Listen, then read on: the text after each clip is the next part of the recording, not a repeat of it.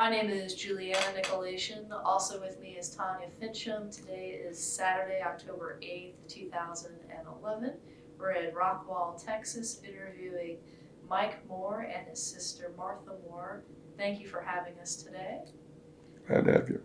This interview... Go Cowboys, right? That's right. This interview is part of the Oklahoma Oral History Research Program and our circus project taking place in Hugo, Oklahoma. We'd like to begin by learning a little bit more about you and your family. Mike, I'm going to start with you. Could you tell me where you were born, the year you were born, and a little bit about your early life? Okay, well, I apologize for my voice because it's hoarse. Doesn't hurt. It's just it's what radiation will do for you. But anyway, I was born in 1942 in Marshall, Texas. My father, his family was from Marshall, and my mother and her family was from Jefferson, which is about 15 miles away.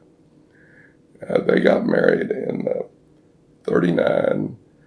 Our older sister, Wanda, who now lives in Arizona, was born in 40, and I was born in 42. And Martha, she will tell you, was born in 50. So my father was in the Navy. My mother was a stay-at-home mom. After he got out of the Navy, he formed a partnership with a former vaudevillian actor or magician or clown or whatever he was, named Kelly Swim. And they secured an old Army surplus tent, hospital tent, and this was days before television, so they had a tent picture show that had a circuit in East Texas and West Louisiana, and Dad would come over to Dallas here and rent some Western movies and some colored reviews like Duke Ellington and others that would appeal to the market in East Texas. And so then they would show these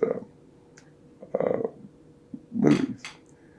One of my jobs at the time when I was real little was to sit by the projector and keep it from jumping because that was something that needed to be done. So that, I guess, would be my first job is in show business. I wasn't even in grade school yet. But he started acquiring some animals, a wrestling bear, a monkey, a mean monkey named, what was the monkey's name? Which one? Fuzzy or the rhesus monkey? The rhesus monkey. I don't remember his name, but he was mean. But anyway, they... got a story about that. So they called the name of their show Jack and Kelly's Bear Track Shows.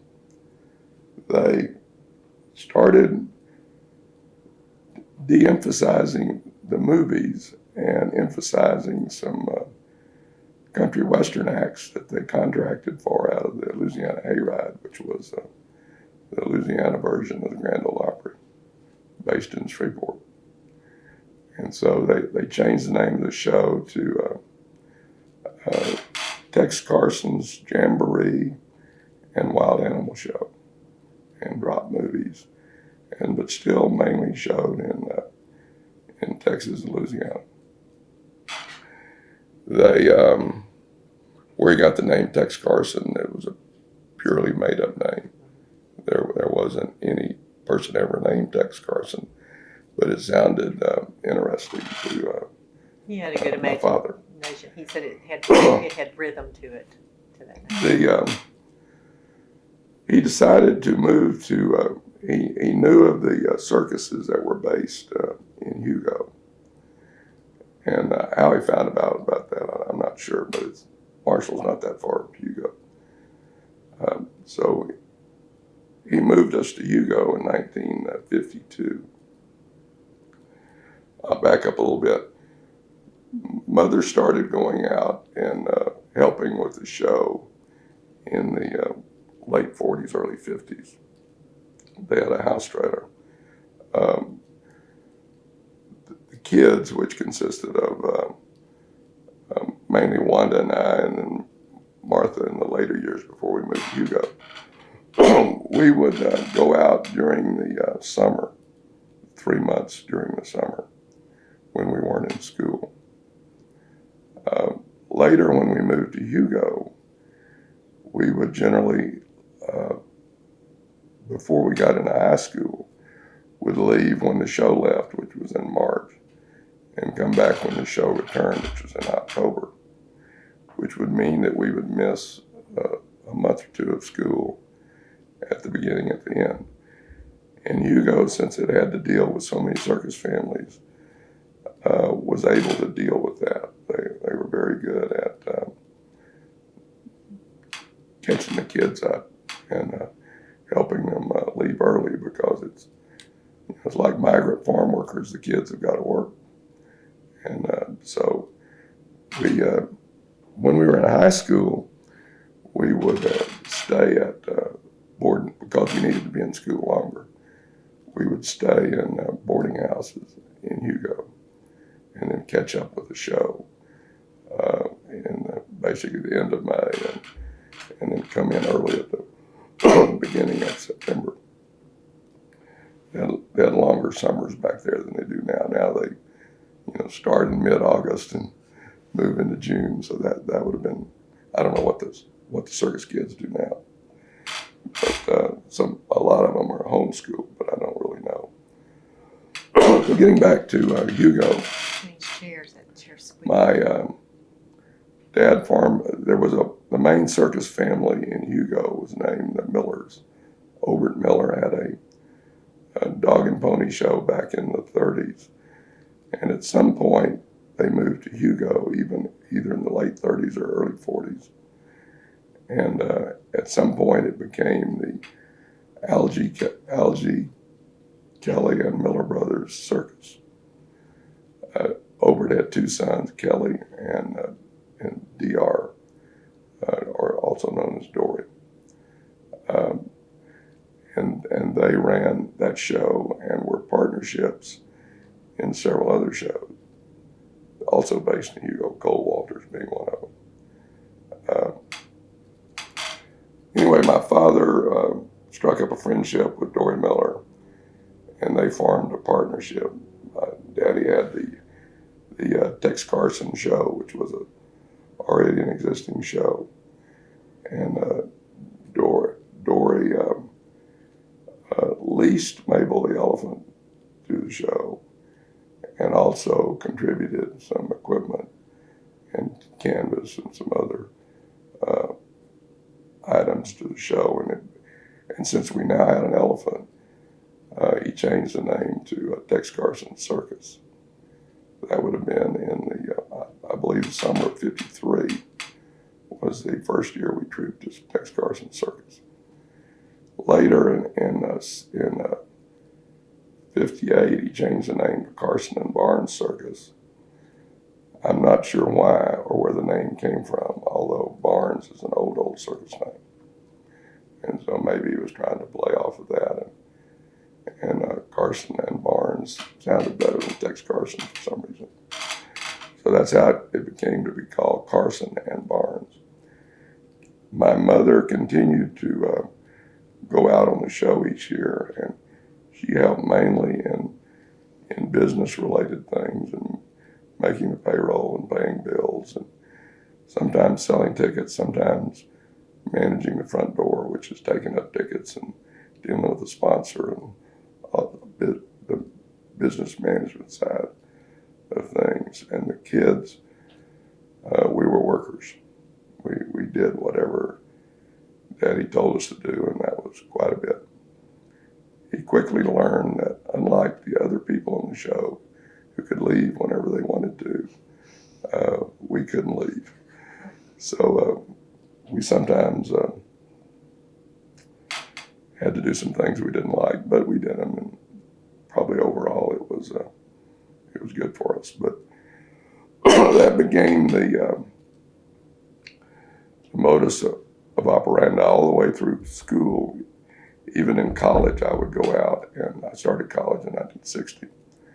I would go out and travel with the show, and by then, I was no longer performing with Mabel the Elephant and others, which we'll get into in a minute. But I was running the ticket office and paying bills and helping out on that end. My sisters tended to remain in the performing side up until they no longer trooped.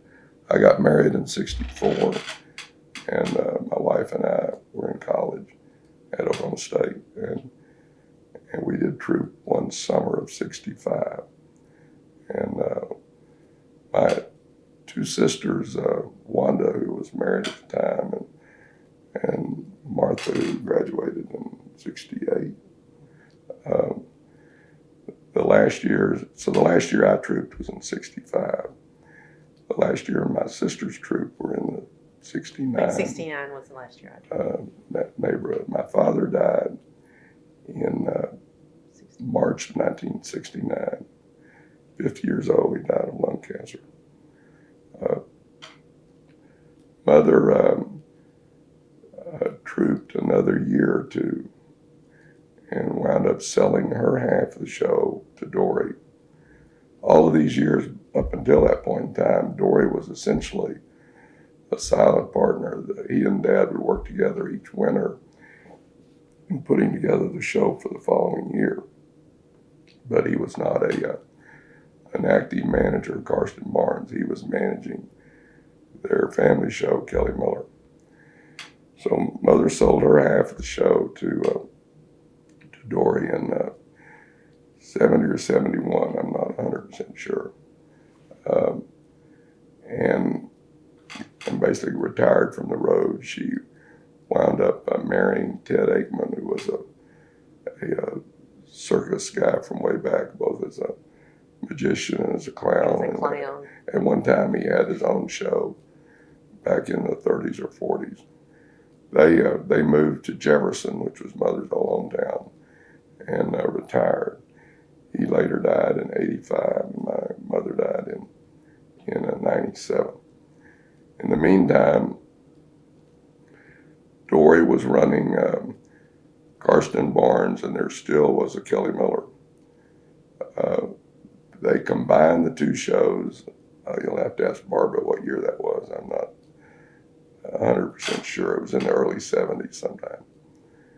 They combined the two shows, and Dory chose the name Carson Barnes as the name of the surviving entity. So it stayed in that name when Dory died in '99, and his daughter, his only child daughter, Barbara, who married and is now named Barbara Bird, she had 2 or 3 daughters, and so that family is running the show today. And even as we stand, they are performing in Fort Worth, Texas, about 30 miles from here. So they're wrapping up their season of this year.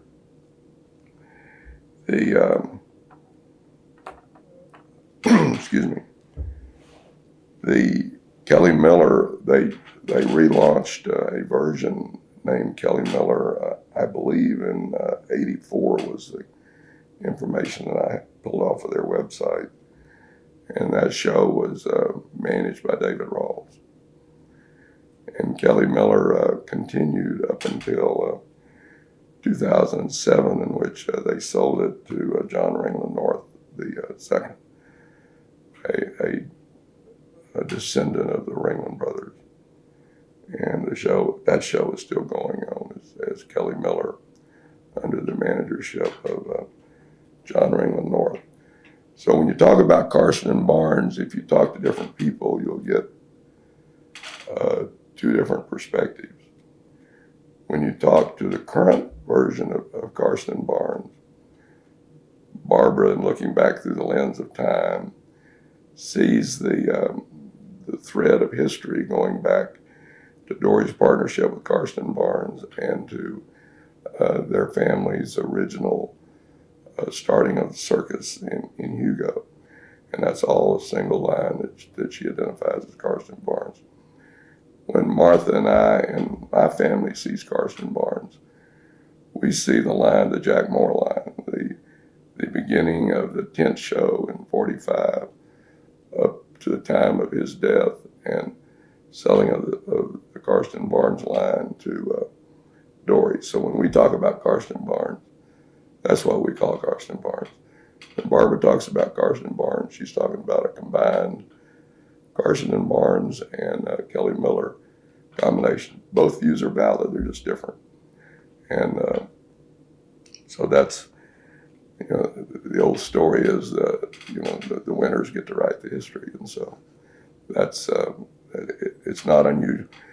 I don't view it as a lot different than, we don't talk a lot about Kelly being one of the founding members of our line.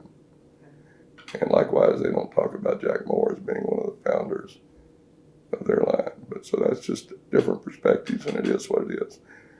We concentrate on we were influenced mainly by the circus and the formation of the circus in our growing up years, the 40s, 50s, 60s. And so that's why it had a strong influence on who we are, although we're dyed in the wool towners now and would not like to get up at daybreak every morning and drive to the next town. Just been there, done that. Don't want to do that again, but I wouldn't necessarily give anything for the experiences we had. I don't know if that's what you're looking for. That's fine, and we'll get to the early years of Carson and Barnes, but first, Martha, could you tell us where you were born, the year you were born, and a little bit about yourself? Sure. I was born in 1950 in Jefferson, Texas, and my history that I know about, I don't remember, of course, some of the early things. I've got a few pictures, but we moved to Hugo from Jefferson when I was 2, and Daddy moved us to this old fairgrounds, and we lived in like a tin shack and a small trailer and a little wooden house. It was just really god-awful, and Mother was horrified. I'm sure her family was too, because her family were Puritainers, and they didn't understand what Daddy was doing. He had the vision and he had the dream. So I remember bits and pieces about that fairgrounds. There was a round tin building that I think they used to have livestock in, and that we set up a ring in there, and it became like a practice barn. And then my first real memory of the circus and doing a job was when I was 6, and there was an act called Pick Out Pony, and that's where Daddy brought the small little pony into the ring, and there was a rack in the center of the ring, and it had numbers in the slot. There's wooden plaques with numbers painted on them, and then the announcer would say, "What is 2 + 2?" and the pony would go over and pick out 4, and then drop it down in the dirt. And my job was to be a pretty little girl and go pick up the thing and put it back in the rack. So I remember the very first time that I did that, Mother made me a little ballerina costume, and I went out. Whenever I went into the ring, in my eyes, it looked like I was in this huge coliseum, and it was packed full of people, and it was way too much overload. So I turned around and ran out. So I did get into trouble for that too. But anyway, I went back the next show, and then that was my beginning of my performing career. And then the next strong memory, I learned how to do some trampoline, and then when I was 10, Daddy needed a bareback riding act, and Lucy wasn't on the show by then, and so he hired this man to train the horse and me at the same time. And we didn't know that the man had a drug problem, and whenever he was having trouble, he would take it out on the horse. So then the horse took it out on me, and I was 10, and we'd be standing getting ready to go in the back door, and the horse would reach over and stomp on me, try to bite me.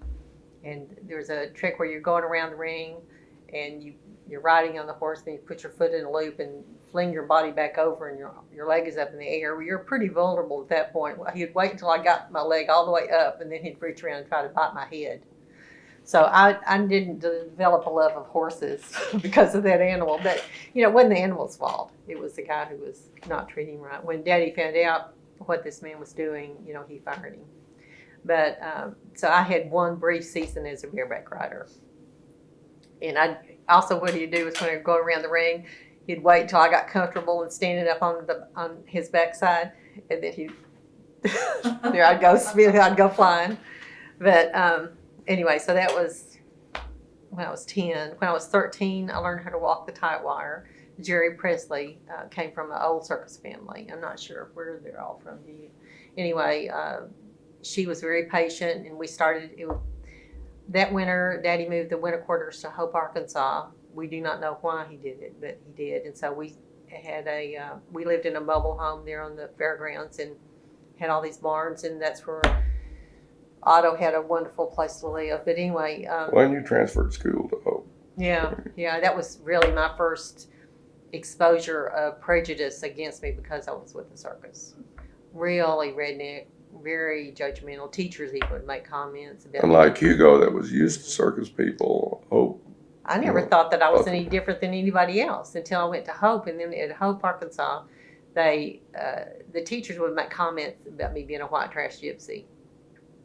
Really, it was just devastating to me because I had never experienced any of that in Hugo. But there's Arkansas for you, right? Anyway. Bill Clinton's hometown. Well, that's all right. I mean, it was a pretty town, and the fairgrounds was a wonderful facility. We had a place for Otto, the hippo. Most of the year, he lived in this big semi-truck that had a pool of water set into it. So he had a place to get out and get dry, and then a place to stay in the water because they like to be in the water a lot. Well, this one they built a ramp for him to walk down, and he walked into this big old pen, and he made a big wall of just like a pig. And whenever it got really cold, he would get all snuggled down in his wall and get mud all over him and everything like that, and it would freeze over him, and you'd just see these two puffs of steam coming out. It was really a neat thing to see. Anyway, I learned how to walk the wire that winter, and when did you start working, Mabel? Maybe about 15 years old. Yeah. Mabel was like the first big, Daddy had the bear first, then he had the monkeys, then he got Mabel. I had the chimp. The chimp. Okay, anyway, Mabel was like a member of our family. She was such an endearing, I'll cry, an endearing. If you've seen the movie Water for Elephants that talk about Rosie the elephant and the relationship people had, or the circus people had, I think her name was Rosie, it was very similar.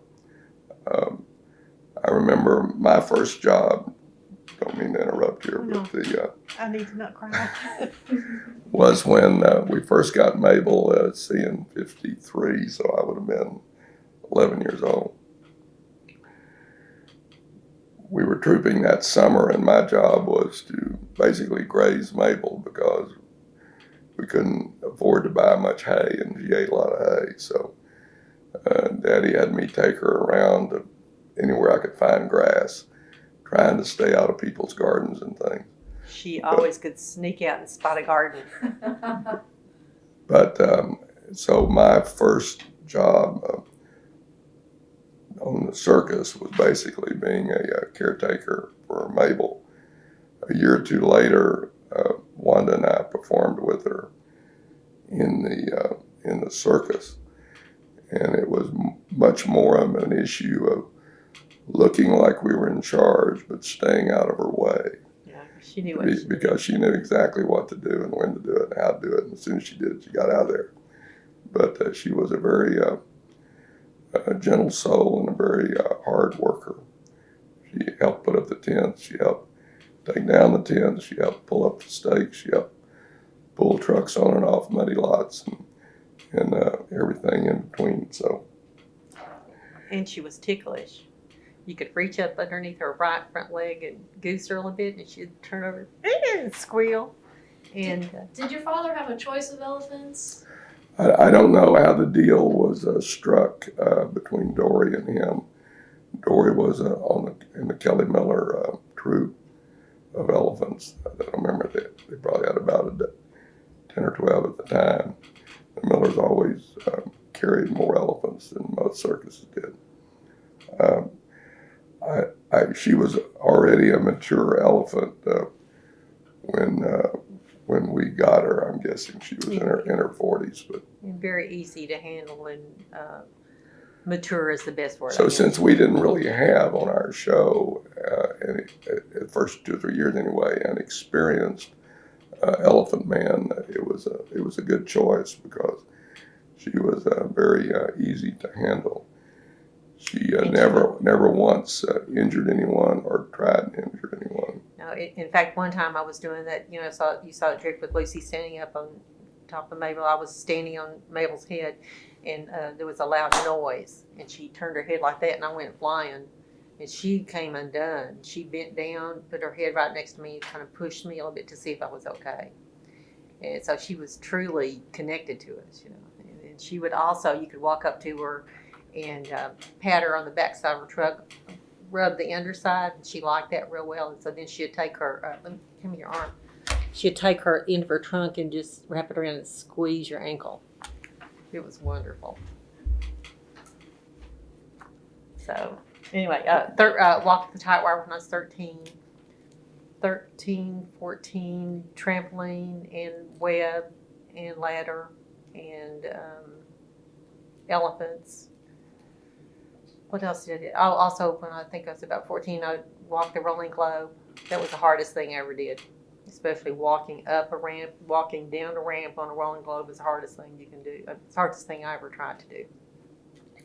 When I was 16, I learned how to do an act that I did not do. That's what they call the death slide. You learn to hang by your neck. If you don't know how to hang by your neck, literally you can kill yourself pretty easily. There's a spot behind your ear where if you put the loop in the wrong way, it will not. So you really do have to learn how to do it. And so I was going to, climb a ladder to the top of the tent and slide down. And for some reason that act never happened, even though I learned how to do it. Another act that my father wanted me to do, it's the only time my mother told him no. After I told her I wasn't going to do it. Me just telling him I wasn't going to do it didn't mean I wouldn't do it. But what we had, was it the Zucchini family who did the shot out the rocket? Cannonball. Human cannonball. Yeah. And the reason I didn't do it is because Mr. Zucchini was, what's the right way to say it? He would not be safe for a young girl to be down into an enclosed space with. And so I wouldn't get down into the cannon part with him. So that's the hardest thing about that would be learning how to land in the net. Because basically it was a big spring, it was a big tube that two people or one person would get down into, and it's just kind of like a big spring. And they let go of the spring and it would shoot you out. And the dangerous part was how you landed in the net. But he was too much of a dirty old man for me, and I wasn't going to get down in the rocket with him. But let's see. I really enjoyed web a lot, and you don't have to diet or anything whenever you're climbing a rope twice a day. It takes a lot of strength, and we would always get the rosin, on our hands to help us climb.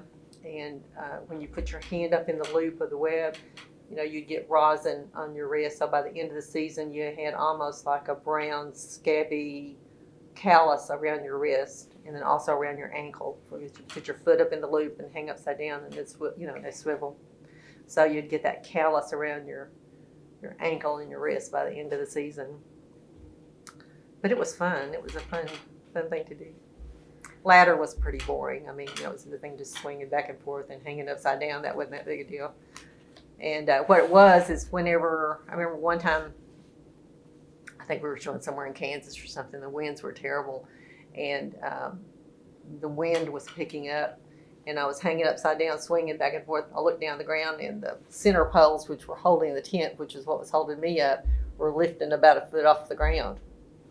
So you don't feel too secure, with the center poles lifting above the ground. Wind had gotten underneath the canvas. Gotten up underneath the canvas and was lifting the whole thing up.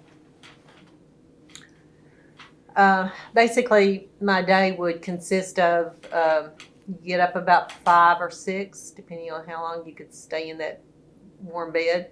And then it was my job, and later on my little sister's job with me. We'd get up and pick up the lot. They would hire town kids in the evening to clean up the litter, but they always missed some things. And so we had to leave the lot perfectly clean or we wouldn't get our deposit back. And so picking up snow cones and cotton candy cones and popcorn boxes and all drink things and the wet dew, so that was what we did. We had to get it clean. And I started doing that when I was about 6, I think. But then we'd do that, and then we'd get in the car. And I started driving the car when I was about 16. It was the last car following up all the trucks. So in case any of the trucks broke down, we'd go get a part from the mechanic. So drive the car, get to the lot. Then you clean it. I cleaned out a concession stand. Usually it was cotton candy or snow cones, and it was not pleasant, but it was something that had to be done.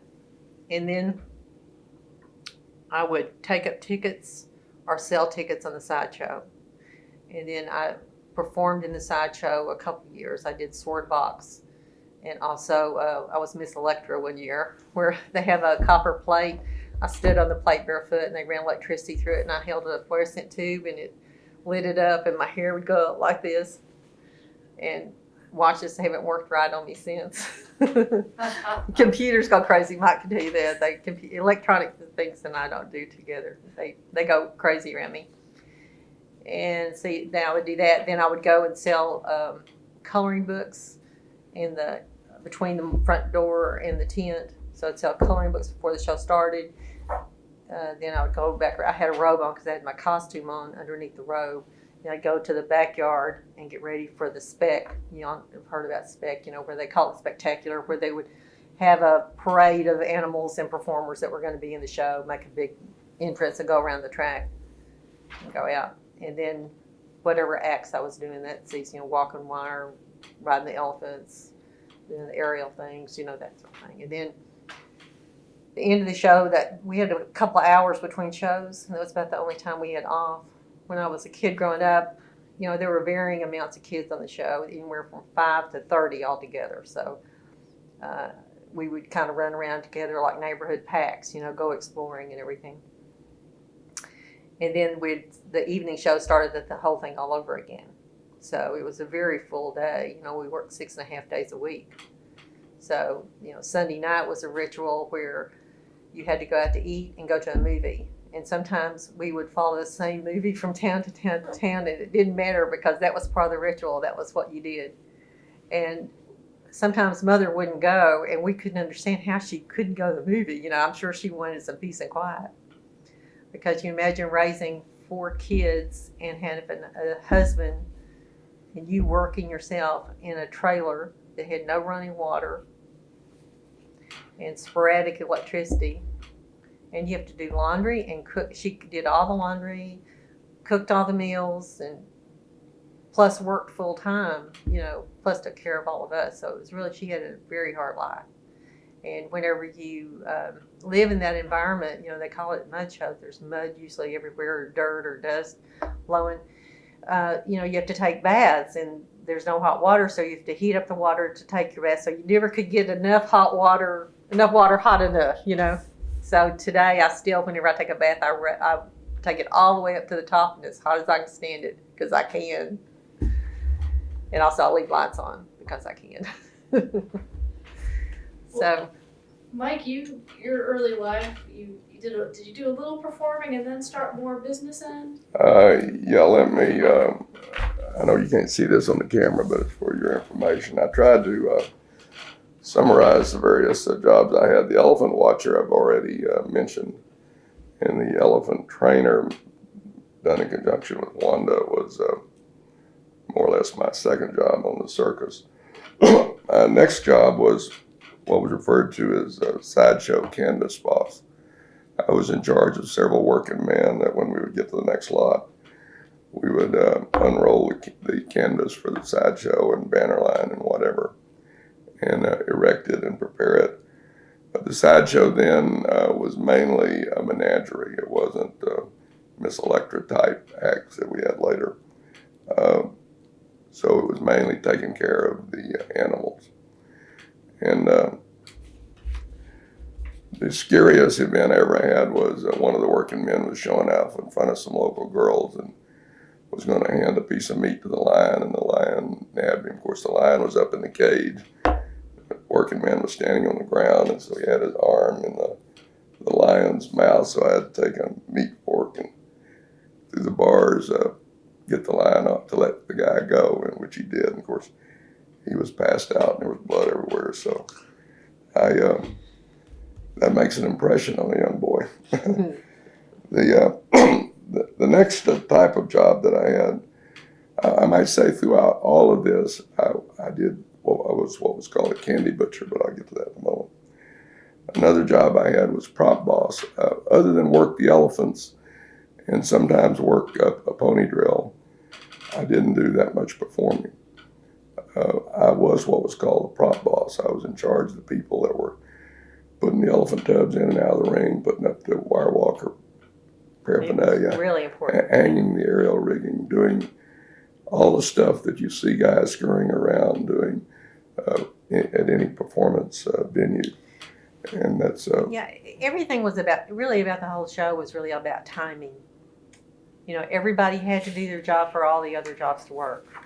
And so it wasn't an option of just not showing up or calling in sick. You didn't call in sick because, you know, I've taken up tickets with temperature of 104 before. I've performed. When you're sick, you go on anyway. That saying, the show must go on, is a very more real in the circus business maybe than any. I don't know. But, and Mike was particularly good at making everything move and work and connected like you didn't notice it. That's when it's really done well. So whenever you don't notice the prop man, when you don't know, whenever everything just runs seamlessly. And in every lot we moved to was a different location. You know, the sun was coming in a different way. All the electric lines had to be laid just right. Everything all had to work all the time. So the job that I had for a number of years was as a candy butcher, which I don't know where that name comes from, but all it means is you're a seat vendor, or you put up the stands out front. You prepare the popcorn, the snow cones, the cotton candy, the whatever, the Coca-Colas, and you take it in and sell it in the seats. Would you have a pitch, you would say? Not that much. It just, you know, it's like the peanut vendor at the Rangers ball game. He may holler peanuts, but I didn't get much more elaborate than that. Mike was reserved. I didn't have a comedy routine to put on. Another job that we all had was referred to as a sail maker. Many times, since we frequently, our route would take us up through Oklahoma and Kansas, Nebraska, the Dakotas, where there's nothing to stop the wind. And the wind tears the hell out of the canvas tents. And so what we would frequently have to do is we'd spread the canvas out in the morning and then get the stuff that sail makers use to sew canvas sails, and then sew the tents back together and put them up again. So that was a job, a behind-the-scenes job, but a necessary job that many people had to do. Another job that I had was as Waterboy, in which for a number of years, Daddy got an old fire truck from somewhere, and we each morning I would go down to City Hall and get a permit to open up a fire hydrant and fill up the truck and take it back to the lot and go around to various animal locations and fill up their buckets, and then I would go around to all the house trailers. They would set their buckets out front by their door, and I would fill that up. And so I didn't get paid by the show, but I did get tips from those households that wanted water. And they changed that by the time I was in my teens, or I started at 13, I think. they started writing a paycheck for me. I think it was probably more for tax and their business records than it was for me, really. But that money's then I had to pay for my clothing and whatever I wanted came out of that money. It wasn't, so it was, I guess, more like an allowance, but it was in a paycheck form. Yeah. But, you know, really, all of us on the circus did multiple jobs. You weren't just an aerialist, or you weren't just a sword swallower or whatever. Almost everybody did multiple jobs. That was just the way it was. And there was a saying, you know, that you've heard the saying, cherry pie. What that means is that when anybody hollers cherry pie, it means drop what you're doing and come and help, because everybody gets a piece of the action.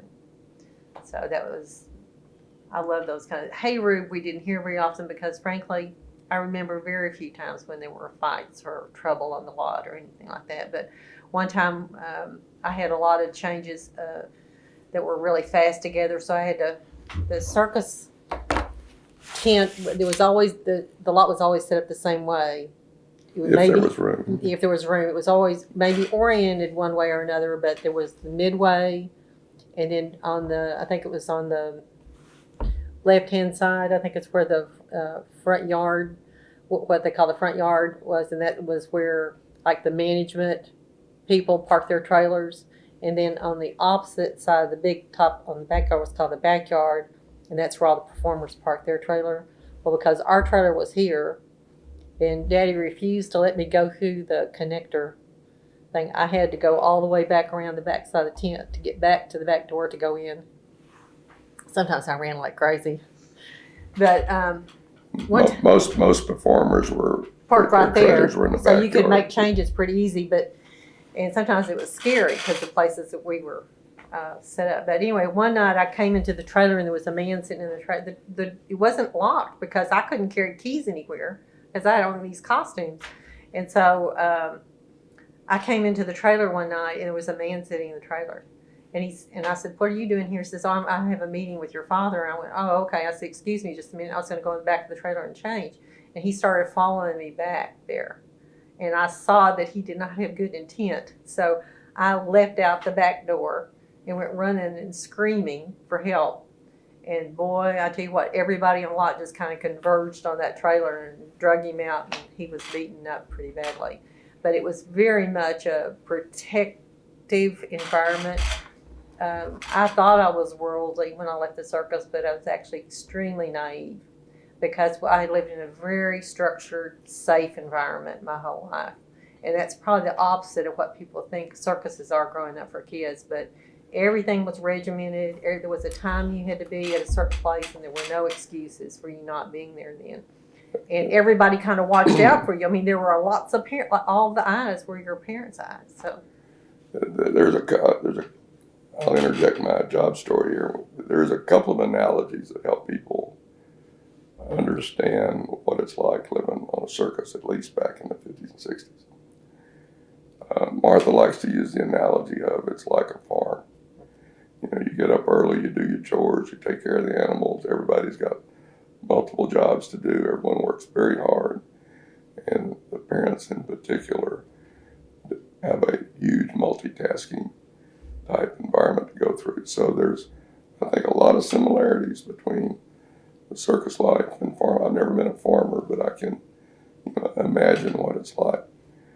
The other analogy that's particularly appropriate for Oklahoma is like an Indian tribe. You're a nomadic Indian tribe. You're self-sufficient. You're moving from location to location. You have a very tight-knit, almost family-like feel, even though they're not everybody part of the same family. But it's a one for all for one, type mentality. And so I think a combination of those two environments are pretty close to what it's like, growing up on a circus. Yeah, there was a saying that we used to have that if you had someone on the show and they stole money, for example, if they were selling tickets and they sell money, you just didn't let them sell tickets anymore. You found something else for them to do. or they weren't automatically thrown away or ostracized or sent away because they were caught doing something or did something that didn't work. So that I grew up with that belief that it's really a very non-judgmental, because there were all different types of people from all different countries, a lot of different countries, and all different walks of life and types of people were on the show. And it wasn't that there wasn't a lot of judgment. There was judgment from the circus people about towners, but that was really pretty strong. But I understand why, but as far as judgment of how anybody lived their life, or like I said, it just wasn't there. Some circuses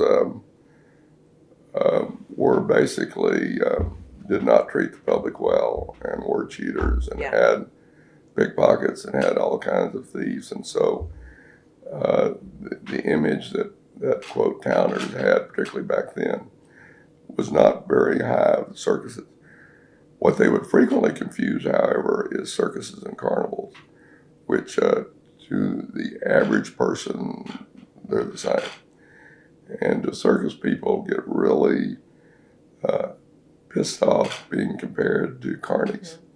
I'm sure carnies probably feel the same way. Well, yeah. But the carnivals do have a little bit worse reputation than circuses do. And so particularly these straight-laced circuses, which I think ours was at the time, didn't feel that we necessarily got a fair shake with the attitude and opinions of people who didn't know. The circus people thought that carnies were thieves, and the carnies thought that circus people were fools because they didn't make as much money.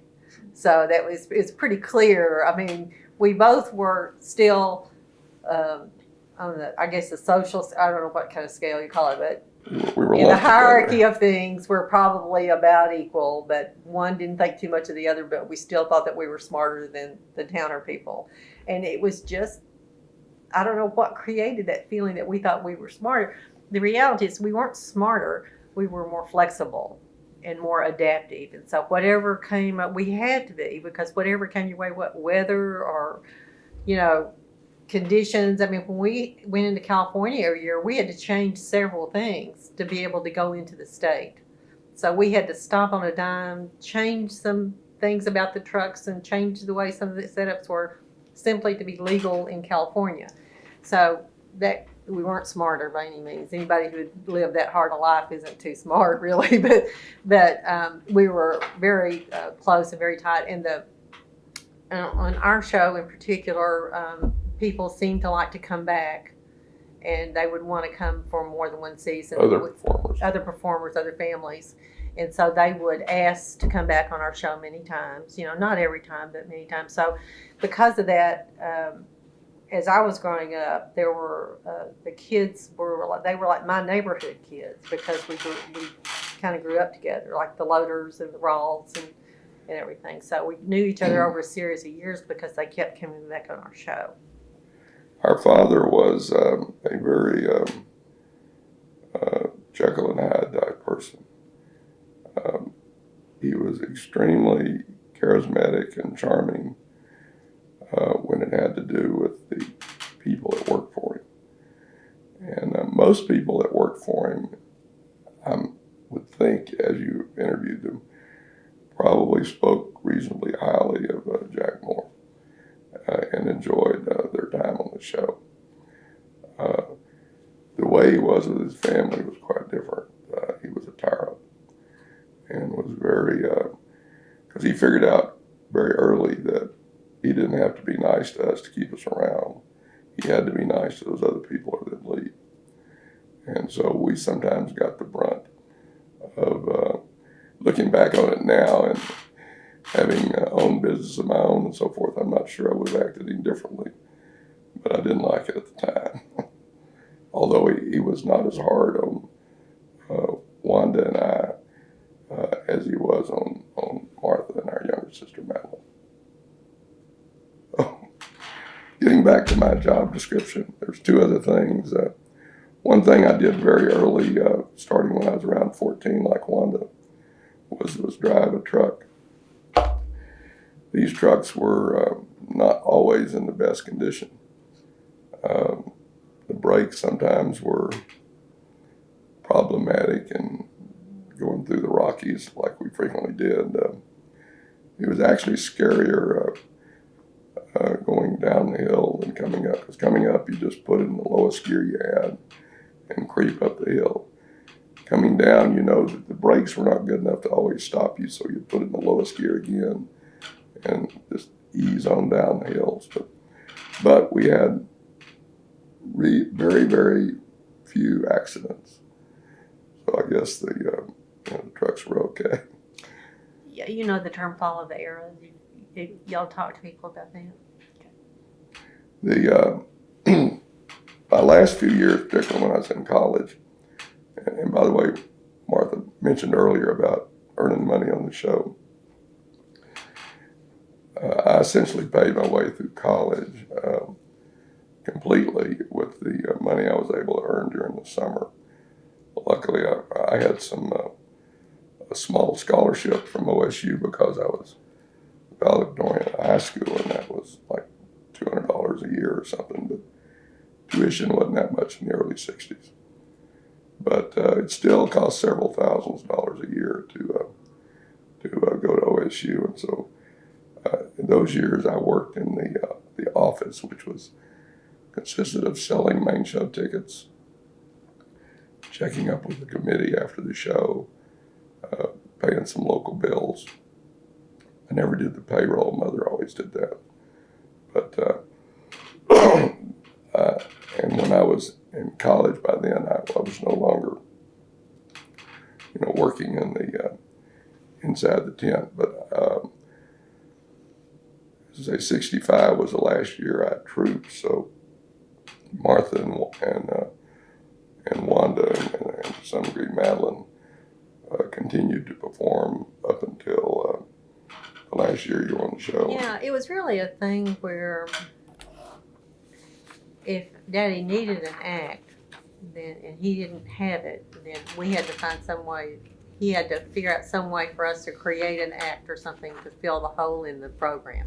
Basically, is what it boiled down to. So that's how we ended up doing so many different things. By the time Madeline came along, the show was bigger, and she didn't have to as much. She did a dog act, I think, and the other thing I did too was a seal act one year when I was about 14. They died, but anyway, it was wherever the hole was, whether it was in the sideshow or in the big top. Yes, starting around I don't remember which year in particular, but the early 60s. Daddy and Dory would go down to Mexico each year and book some acts. And these were frequently large families that really had their own circus in Mexico. They played in real small towns and whatever. And they would close the show down, and here comes 10 of them, or ever how many. And between 6 to 10 people, they might do 20 or 30 acts. Well, when you're trying to fill up 3 rings, and in some cases we had 5 rings. How long was the show? Was it an hour and a half? Right. There's a lot of content that you had to have. And these Mexican families, some of them were from Central America, but most of them were Mexican. And so Daddy and Dory would go down there and get them through customs and then take them back at the end of the year because they had to check them out. We provided the sleeping, the living quarters and everything for those families. And they ate in the cookhouse. So, yeah. So it was a good deal for them, and it was a good deal for us. But and I learned a little bit of Spanish. The performance tended to have a rather Hispanic look, except for the blonde and the occasional other person that would show up. Yeah, well, it was just a mixture, really. That's what the thing was. And like I said before, it wasn't an environment. It really didn't matter who or what or where you came from. You were part of the show, so you were part of the show. You were dealt very much with on a person-to-person basis. Not to say that there weren't disagreements. There were. There was family feud type of things that happens anytime you get human beings together. But we were all working so hard, we didn't have a lot of time for a lot of things like that because the adults were generally, in the 2 hours we had between the show, taking a nap or resting a little bit, and the kids were out exploring. So on Sunday night was about the only time for any kind of true social activity. How would you learn to do the different types of jobs you've had? Well, like walking the tight wire in the winter time. The Presleys came to Hope, Arkansas, and every day after school, I went and worked in the barn learning how to walk the tight wire. And on the death slide thing I was working on in between shows. And Rolling Globe, I learned in between shows. I would use that as practice time. And there wasn't, you know how you see circus movies and they show people walking around in their costumes all the time and practicing all the time? You're not going to do that at all. First of all, you're not practicing your wardrobe. It's too expensive and too hard to keep clean and everything. But if you needed to do a new act, then in between the shows is about the only time you had to work on it. The animal acts were normally broken in during the winter. Frequently, shouldn't say frequently, sometimes the circus would book animal acts, like the seal act you referred to. The Janiers had a seal act, and she also was the daughter was a contortionist and did some aerial acts, and so they would book that family on for the season. Other times, we would book a herd of 2 or 3 elephants to go along with the 3 that we had, and that was a standalone act that came, or there might be a horse act, or the Loyals may have a riding act or something, and have their own horse. So a lot of times you would book acts that were, in the summer they would go out with a particular circus. In the winter they would go around and play independent dates like shrine circuses that would book a set of acts for Kansas City or something. So, or if they were in the case of the Mexican families, they would have a whole plethora of acts that you could pick and choose from between juggling and acrobatics and aerial and whatever. So it was our father in the later years, he didn't enjoy that much operating the show on a daily basis, but he really enjoyed putting together every year. But starting in January, after Christmas, they would start putting it together, painting the trucks and going to Mexico and booking the seal act and whatever of producing the show, if you would. Once it opened, it's pure drudgery in terms of making it happen every day. But he really liked the creative aspect of putting the show together. And we do all admire him having a very large dream, you know, and accomplishing it. I mean, his father had a small grocery store in Marshall, you know, and his mother was kind of a religious fanatic. She started a mission in Marshall. But so he tried many different jobs that he just couldn't settle in anything until he kind of went in the back door of show business, you know. And so I think all who knew him admired his drive to achieve his dream and his single-mindedness. It was not our dream, you know, but because we were his family, we helped make it real. And so we're all proud of our, you know, accomplishment in that what we contributed to make it all come true, you know, because when he died, it was the second largest tent circus, and that's something in the country, you know.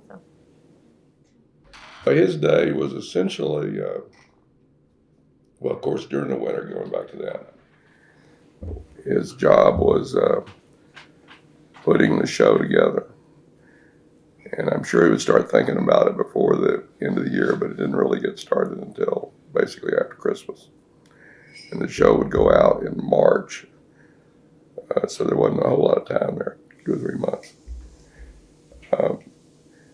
He would have to determine what type of equipment he was going to take, trucks, and what type of canvas he was going to use. And then, of course, what was going to be the makeup of the people on the show. A lot of people, such as the Rawls Royals and the Loaders would come back year after year. I don't remember exactly how many years, but those two families in particular were around for quite a while.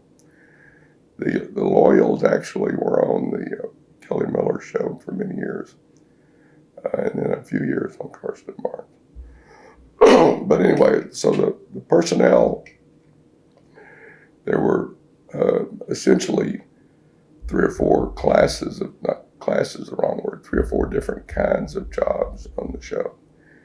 There was, of course, the performers, which would sometimes do other non-performing related jobs, but more times than not, were mainly doing multiple acts.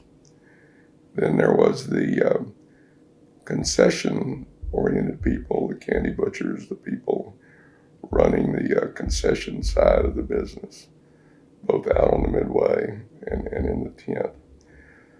The show owned the concession stuff and would basically hire a manager and hire candy butchers to do the concession-related stuff. Concession, like the movies today, are a significant source of income. The next category of employment were the management staff, which was generally people managing the workers. There was a canvas boss that was in charge of putting up and down the tents, and inside there was a prop boss, like I played for a while. There was people in charge of putting up and down the sideshow. There were people in charge of taking care of local business, getting the going ahead of the show and making the arrangements for and proper licenses and all that. There was a 24-hour crew that would go a day ahead and put up the arrows, so that many times drivers would leave the lot and not have a clue where they're going. And if the arrows were not there, I always at least tried to remember the town I was going to.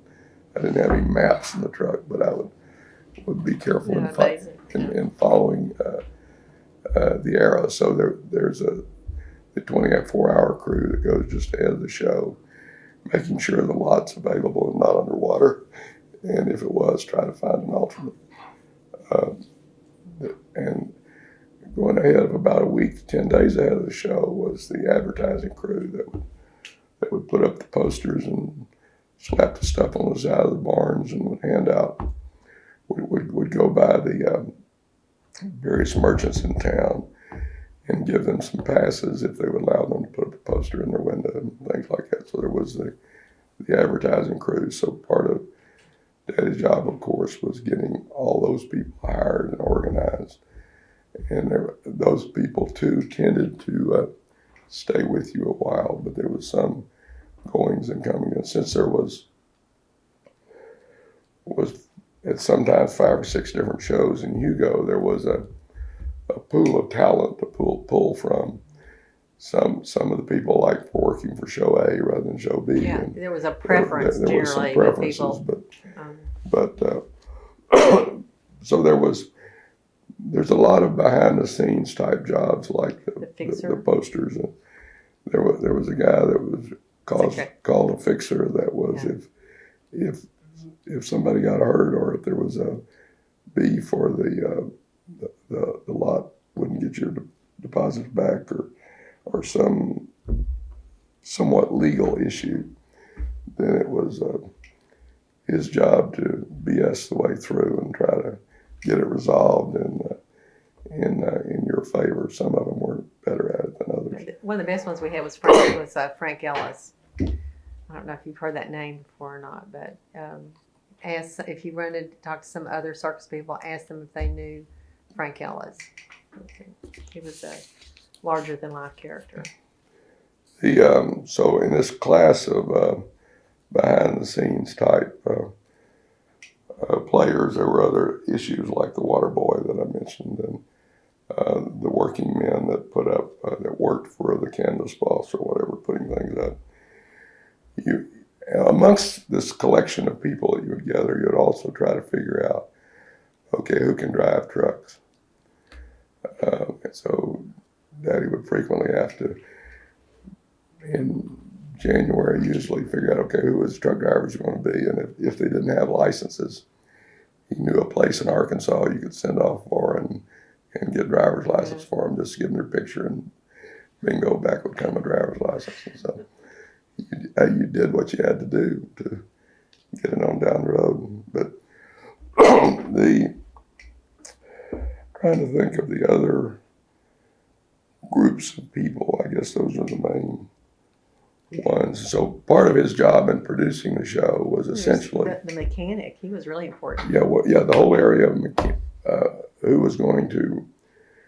We had a truck that had basically it was like a wrecker, and sometimes we'd have to pull the trucks in, but you carry all your tools with you, and he was always rebuilding engines or transmissions or whatever, there in the mud. I had to follow him because the electrician, that was really important. Putting up the we carried our own light plan, and so you'd string cable all over the lot, and when Kay and I trooped, our living compartment was in the front end of the light plant truck.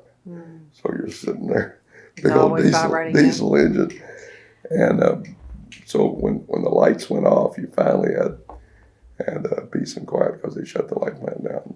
There was somebody else that we haven't talked about yet, and he was with the family for a long time. His name was Chief. That's what we called him, Chief. His name was Noah Newman, we think. We're not sure. But he was American Indian. He said that he was half Indian and half Cherokee. So I don't know what the Indian part was, but that's what he described it himself. And he was, how back in the days, in the medieval days, how people would kind of attach themselves to a duke or something like that. They would become like a vassal. I mean, he was like always there. He was with us all year long. So in the wintertime, like when we had a small little house outside of town in Hugo, it had a small barn, and we kept some of the animals there with us, and some of them were out at DRs, but some of them stayed with us, and he stayed in the barn with them and took care of the monkeys and took care of the elephants primarily. And one time he was moving a monkey from one cage to the other, and the monkey bit him. And then so he bit the monkey back, and the monkey died. And then that's how we found out that Chief had TB. That's true. So he was always very, very kind, and he seemed to be able to communicate with the animals on a subliminal level. At some point that wasn't conversation, he could get animals to go and move, and llamas that are mean, to calm down and everything. So he would sometimes go buy presents for the children on the show, because he really didn't have any family that we knew of or anything. He was attached to us in a way, and so he might go to town to a novelty shop and bring us back a salt and pepper shaker or a scarf or something. And he was very proud that he had picked that out just for us. So he was a real special person that was with us for a long time. But actually, there were a lot of people that came back year after year, that were, kind of becomes part of the core group that year after year travel together. So in addition to pulling together, getting back to what Daddy did to produce the show, necessarily populating the show, because it was every season was essentially a new season. It's not unlike the Texas Rangers. Some of the people are the same, some of them are different. You get rid of some, you go acquire others. So there's some similarities there. The other part that he would have to do related to that, of course, is figure out the performance. Okay, the first act is going to be this, and the second act is going to be 3 rings, and we're going to have this, and this, and et cetera, et cetera, et cetera. And then in one of the eras, he got the idea that bigger is better, so they went from 3 rings to 5 rings. So all that did was make the rings smaller and make more issues about, okay, how do you fill up all this stuff?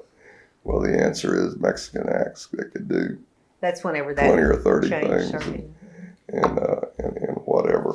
Now, in the earlier years, you were mentioning that he was bringing in kind of famous people. Well, not early, later. Actually, it's whenever he did Well, it the Tim started- McCoy and Now, Tim McCoy started in 58 or 59. Was he really? Yes. And he was there for 3 years. And then Sky King was there in the 64, 65. And what was the time. reasoning behind that? Name recognition. Tim McCoy was a famous movie star of the Tom Mix era. This was right after talkies began.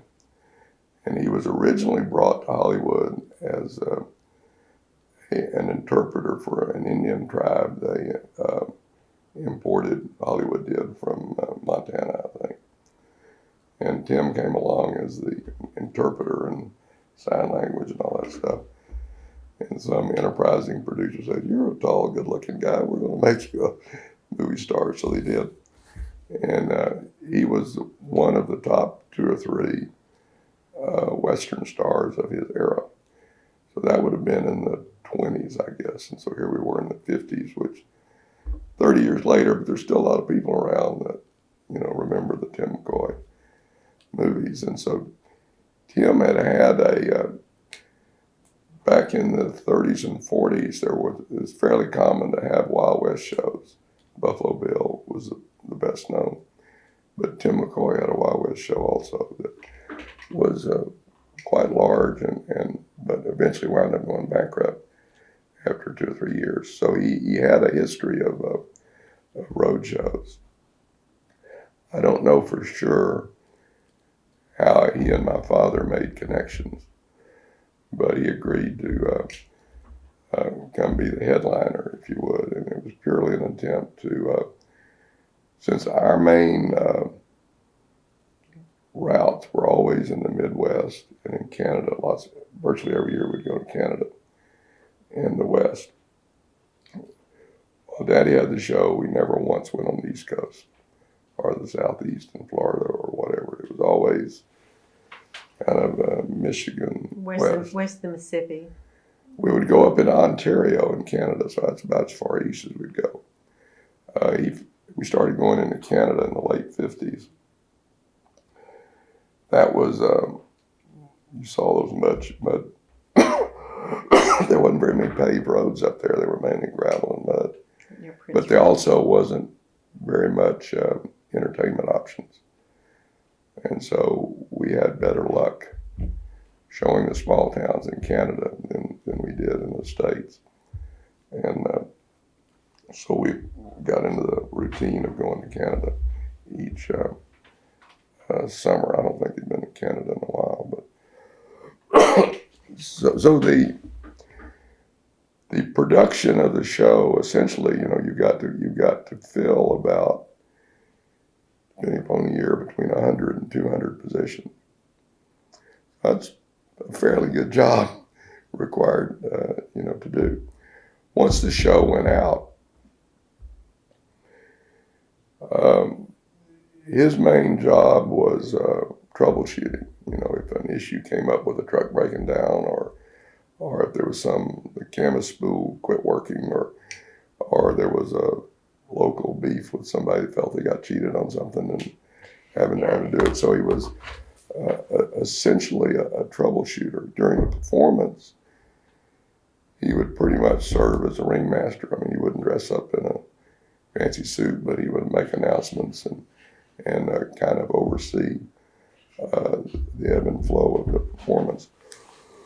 And later, whenever he wasn't doing the ringmaster duties, as a little bit after Mike had left the show, he would sneak into when I say sneak in, because you wouldn't know he's there, he would go into the tent and sit among a larger group of people, so when you were in the show performing, you wouldn't see him there. And if he saw something that he didn't like, he would leave before the act was over with and be at the back door waiting on you whenever you got out.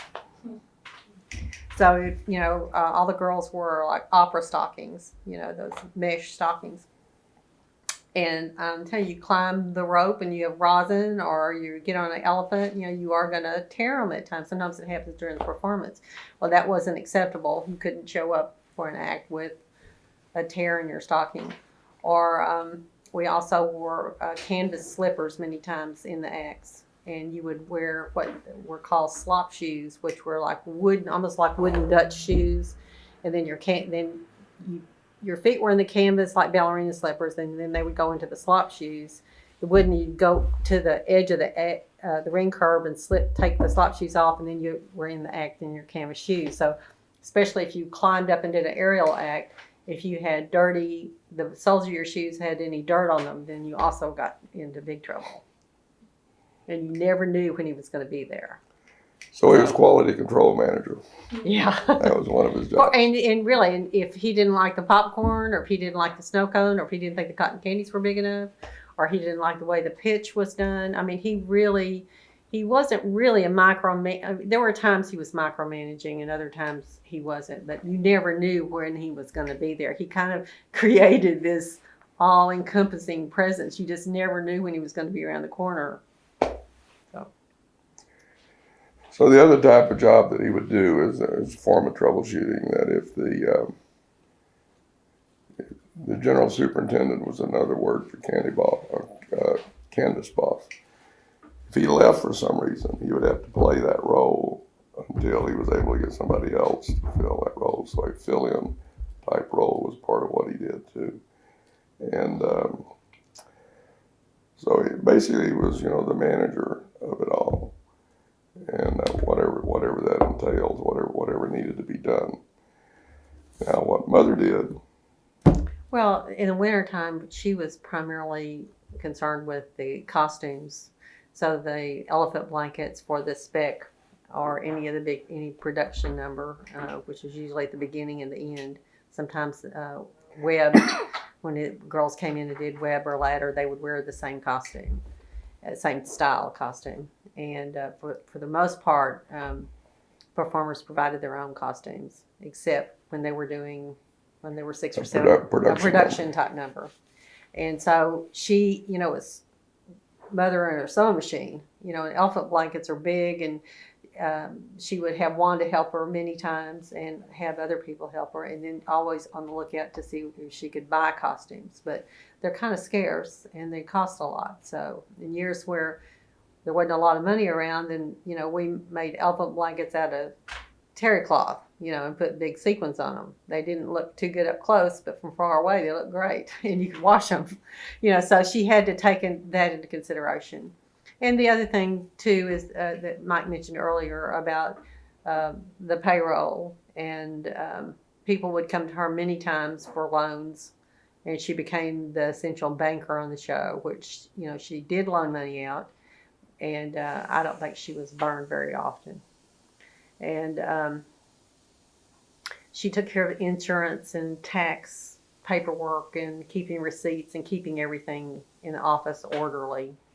And then besides that, like I said, she had 4 children and a husband in an 8-foot by 30-foot space to keep clean, take care of, feed, and clothe. And so just going to the grocery store, trying to find some place that had laundry.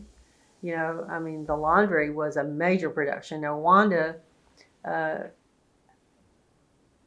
did a lot of it also, because Mother was taking care of the office so much. A lot of the laundry type or grocery shopping thing fell on Wanda. So Wanda's worked really hard doing a lot of household duties, plus doing performing and other things too. So.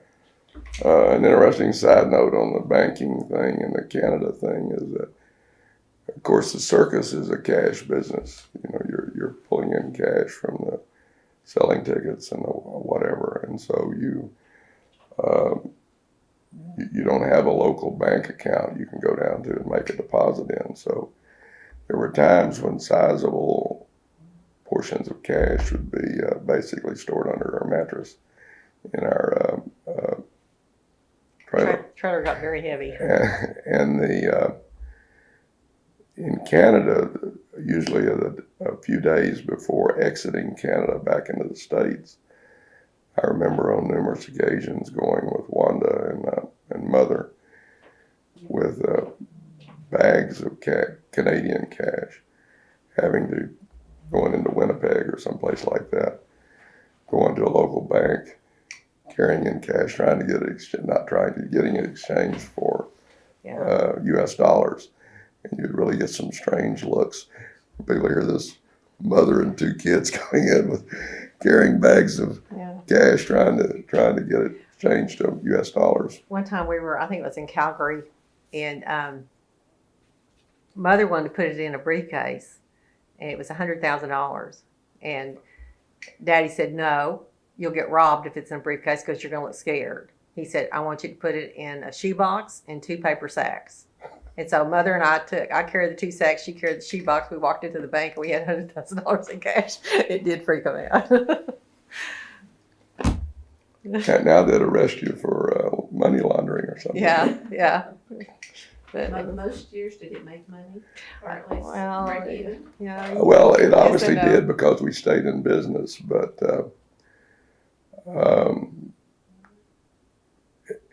basically my father plowed virtually all the money back into the show to make it bigger and better. Bigger tent, bigger, another elephant, another whatever. So he had this, whatever money was made.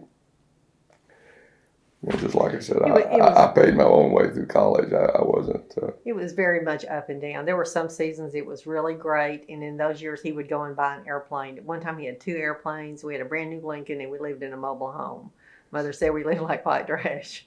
And then there were other times whenever it was very tight and things got sold during those years, So, I mean, it was very much up and down. And it was something happened to the whole mood of the show, during, the business directly affected everybody's state of mind on the show because the other performers who booked in had been on shows that went bust in the middle of a season. And so everybody would kind of get scared, everything would kind of get quiet, and you wouldn't, everybody kind of stayed to themselves. And in good years, there were a lot of parties on the lot. So it was very much, when you have a big circus tent, and we had what you call a straw house, that means there's so many people, all the seats are taken, that they have to take straw from the animals and lay it around the hippodrome track so people can sit down to watch the show. It creates a fantastic energy that the performers perform better, the audience applauds more. It's just a magic happens then. So it was very much an up and down thing. It was, again, it's like farming. There's good crops and bad crops. And Very so, similar. but we never closed in the middle of a season. We never went, bankrupt per se. There was some lean winters, but there was never a necessarily bad disaster like that. Like I was saying earlier, in the late 60s, we were charging maybe $1.75 for an adult, and during that time period, it cost a minimum of $3,500 a day just to make expenses. We used to say to make the nut. You know where that story comes from? Okay. But anyway, that's a lot of money. That was a lot of money then. What would it be these days? I remember visiting the show probably. Dory was still alive, so it would have been before '99. They were showing Garland, and I was in his trailer, and he said, your dad would never believe it, but it cost us over $20,000 a day to keep the doors open. So it's probably more than that now, but so it takes money to do it. Yeah. By the way, speaking of the trailers that they have now, it's always, anytime I visit the show, which hadn't been in a while, but you see these basically large semis with the walls that come out and the satellite dishes on top and the running water and all this other stuff. So, we never had anything like that. No. Well, what was your trailer like? Well, for many years, it was 8 foot wide and about 20 feet long. And there was a man and wife and 4 kids. And where did everybody sleep? Well, wherever you could. I mean, I don't. Well, by the time Madeline came along, the trailer was longer. It was probably closer to 30 feet long, which is a lot in a trailer. It's still very 8 foot wide. And Madeline and I had bunk beds in the back, and then Mother and Daddy had the center bed, and then the couch folded out. Then Wanda was married. Wanda was married, so but Mike was either sleeping on the couch or then he was gone, or we had a camper on the pickup truck. Now, some years a cousin came and traveled one year, and then she and I had the camper on the pickup, or Madeline and I had the camper on the pickup to get some kind of privacy. Was really wonderful. Still no running water. There's no running water, and and it was it was clean. We kept it clean. Y'all had it easy. Yeah, but it was clean. It was warm, and there was no air conditioning or anything, and we lived through it, I guess. But it was. Well, you can ask Kay. She tripped one summer, and we lived in the light plant truck with no running water and slop pot by the bed or whatever. That was an experience for her. But what happened because of living that way, growing up like that. In fact, one year in '65, Daddy changed the winter quarters from Hugo to El Centro. We stayed in Hope one year and then came back to Hugo. And then that was in '63.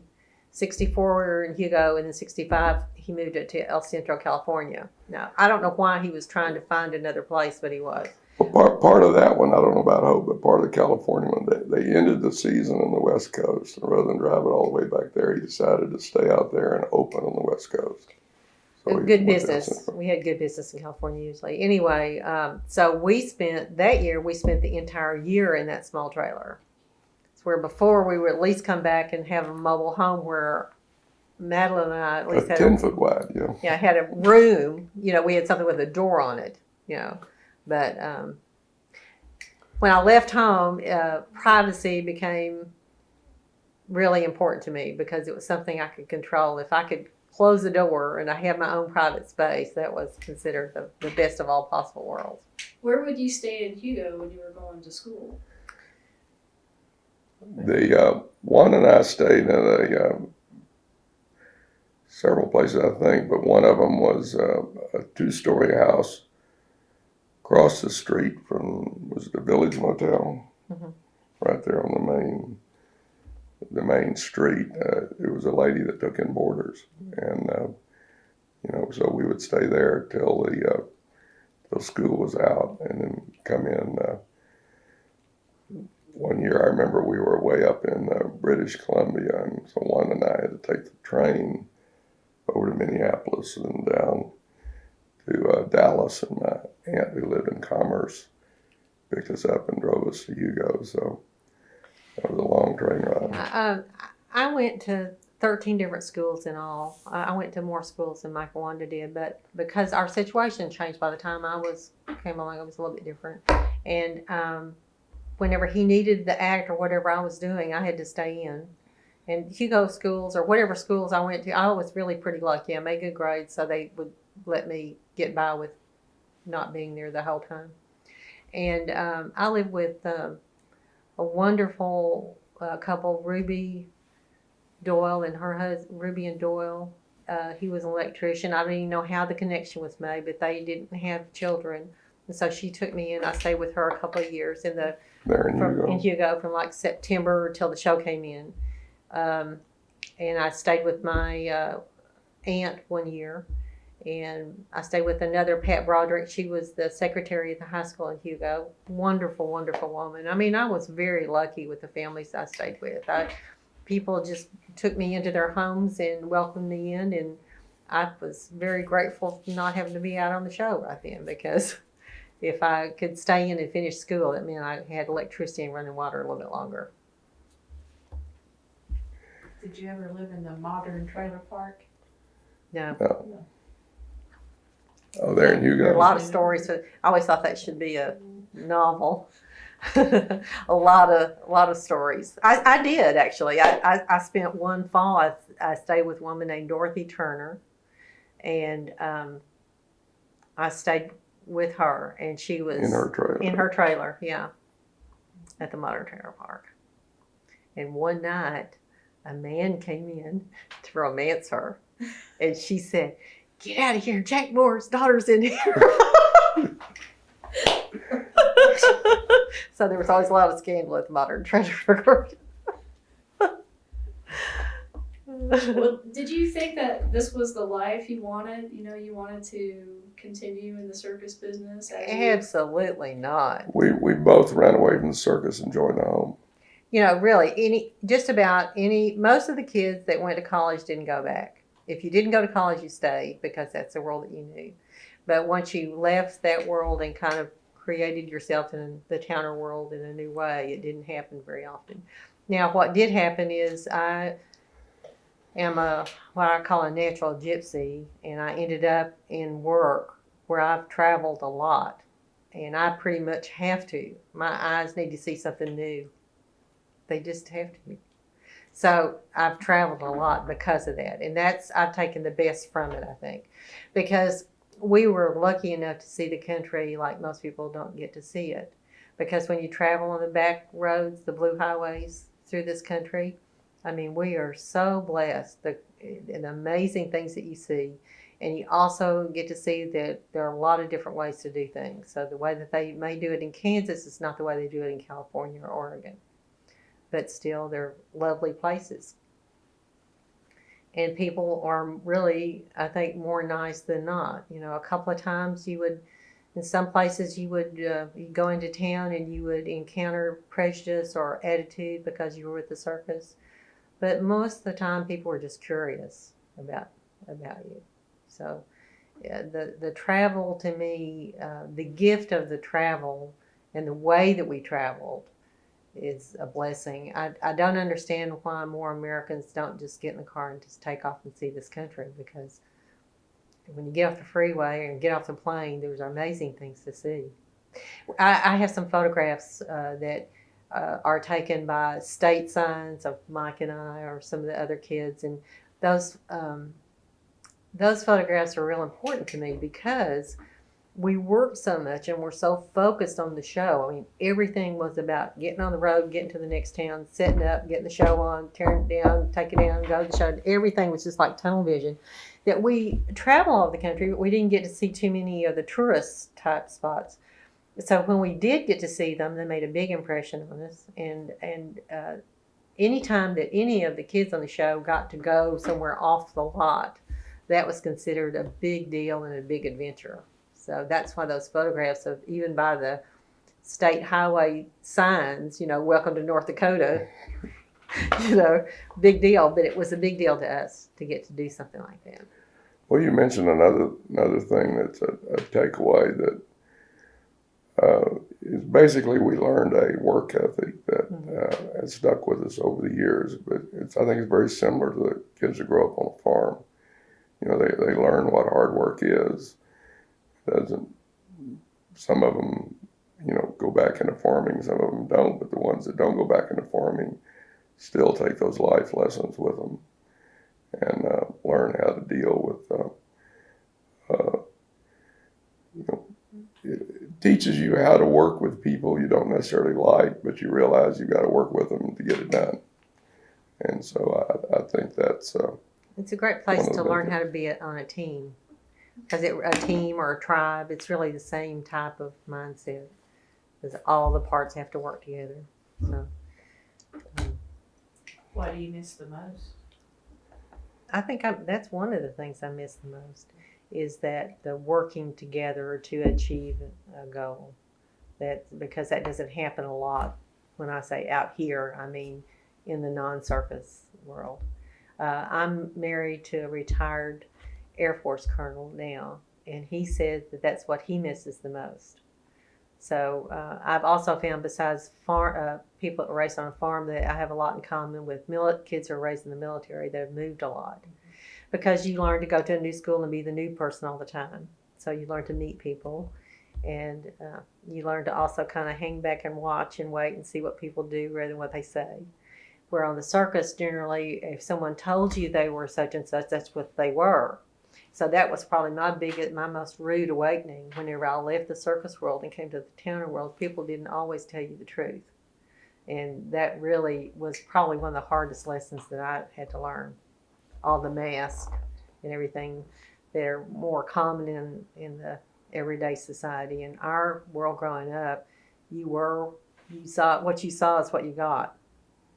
So that was a nice way to grow up. It was harder for any environment like that, whether it's an Indian troop, a farm, or whatever. It's harder to wear a mask. People see through the other people because they're living with them every day. Mm-hmm. You know, so you learn to accept them that way, or you learn to stay away from them that way. But it doesn't. You are rarely surprised by something they come up with, because you've lived with them. You know them because they're right. Everything is pretty close. It's a tight knit group, and you learn who works hard and who doesn't. So when you need something done, who do you go to? Go to the people you know can do it. So. And the other thing that you learn is that the people that choose to be on the show, or that you choose to be around, have a genuine interest in each other. I think close show people are fairly close-knit bunch. And it's not just because of shared experience. I think it's because of the nature of the beast that we just talked about. It's a pretty precarious existence when you stop and think about it. So, if you're kind of living on the edge a little bit, it makes you appreciate some good things a little bit more, maybe, rather than if you've got a fairly safe path. You're not as worried or stressed out about it. I've always been kind of surprised at reaction whenever I tell people. They ask me where I was born or how I was raised. And for a long time, I didn't tell them. I just said I was born in East Texas. And then as I got older, it didn't really matter to me too much what they thought. And so I've always been kind of surprised at the reactions I've gotten whenever I've told people that I was raised on a circus. And the other thing that there's one thing that I really object to is whenever you see a pundit on TV say, "Oh, this is a circus." I'm thinking, well, if it's a circus, it was run pretty well. It operated like it was supposed to. But they're referring to chaos, and it was kind of like the antithesis of chaos. Because chaos wouldn't have succeeded, wouldn't have been able to pick everything up, pack it away, move to the next town, reset it up again. It's actually circus is opposite. So I think it's very strange when they call a chaotic situation a circus.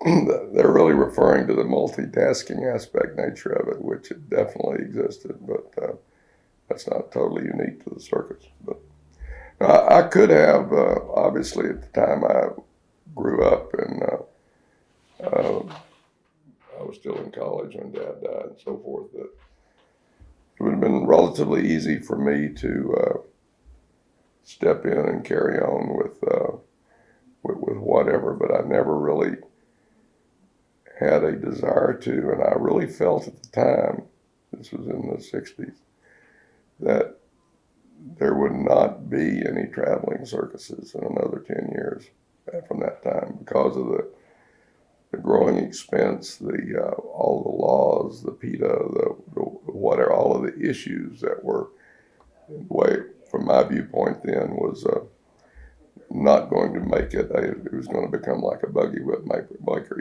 It's something they did at one time, but no longer works. So I've always been amazed that here we are 50 years later, and Carson Barnes is 20 miles from here still showing. So well, Cirque du Soleil has kind of taken on the newest version of it, where it's a mixture more Broadway than it is circus. They don't have animals, so to me it's not a circus because they don't have animals. To me it's a Broadway type production, and amazing, incredible, entertaining. There's a reason it's so successful. No, but there are as many canvas shows today as there was in the 60s. Really?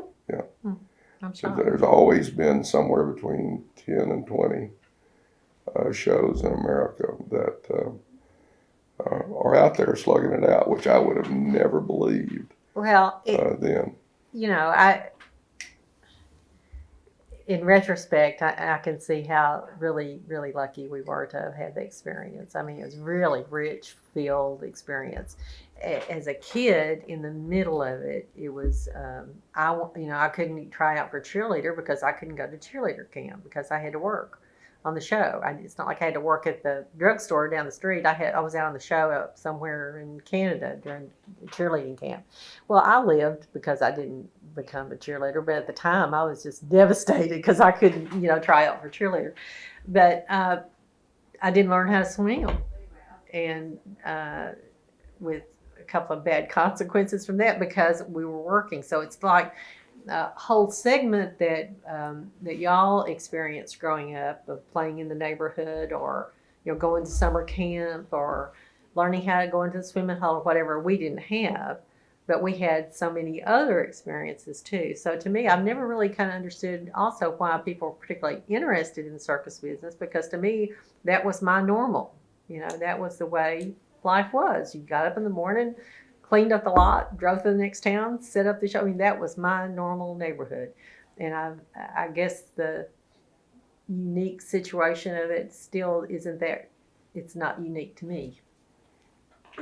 Well, today, do you travel in a mobile home? No. No. But I would. You know what I mean? I would definitely rent an RV. I wouldn't buy one. I'd rent an RV and go somewhere and camp out and have a great time. I really would. But, they have running water now. So. Well, when you were performing, did you have a favorite venue? Like a favorite town that you performed in? No, many of the towns kind of ran together. There was an experience that we had that was really unusual. We showed up in, this was in British Columbia, Victoria, British Columbia, and it was there during a centennial of some sort. And we had a week-long booking in one place, and that was like nirvana. We never, with the most we ever got someplace, sometimes we would have a 2-day booking in a town. And that was just, everybody was ecstatic when that happened. But we had a whole week.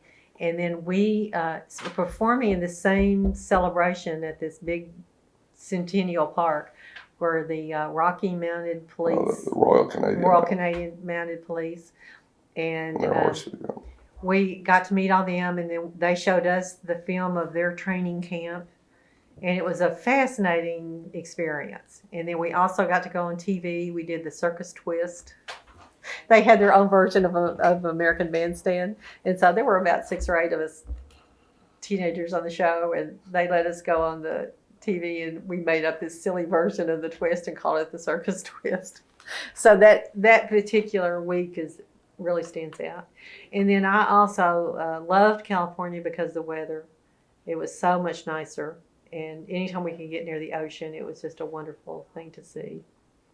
But Canada was illegal to show on Sunday. So in Canada, the other reason all of us like to go there is because we got a whole day off. So that was also fabulous, Work 6 days a week instead of 6.5 days a week. So. Well, when your mother died, did she want to continue on? I know she ran it for a little bit. She only went 1 or 2 years after my father died before she sold it to Dory. Yeah, That was she retired. That was in 70 or 71, and she died in 97. So she had 20 years there, so of retirement in Jefferson. Mm-hmm. So she did remarry again to Ted Aikman, and he died in 85. So she died. She lived another 12 years after that. Her health was not good the last 5 or 10 years of her life. She had some struggles, but she never. I never heard her say that she hated the circus, but I never heard her say she loved it. I heard her say that it was very hard. She had the hardest role of all. She absolutely had the hardest time to do everything that she did, and then because also whenever you take up tickets she took up tickets on the front door many years, and whenever you're working with the public, that can be quite hard. And sometimes people would be drunk and would come up and want to try to charge their way through, or somebody would be upset and start screaming and cussing at her. And Mother was a very sensitive person, and she didn't particularly like working with the public anyway. But to have to do it twice a day, and you have to stand on your feet for a long time. And so it was physically hard, besides being emotionally hard on her because of her personality. She was really a fairly quiet person. And to have somebody in her face screaming at her, cussing her, over something silly, it was hard on her. So I think that she had the hardest job of all of us. So. Putting up with us didn't help. No, I know. I was.